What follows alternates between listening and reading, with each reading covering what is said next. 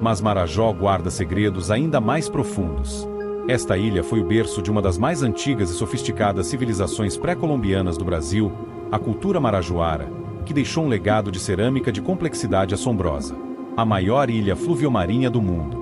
O termo é uma união geológica, e o próprio nome é a chave do seu mistério. Fluvio refere-se ao rio, e marinha refere-se ao mar.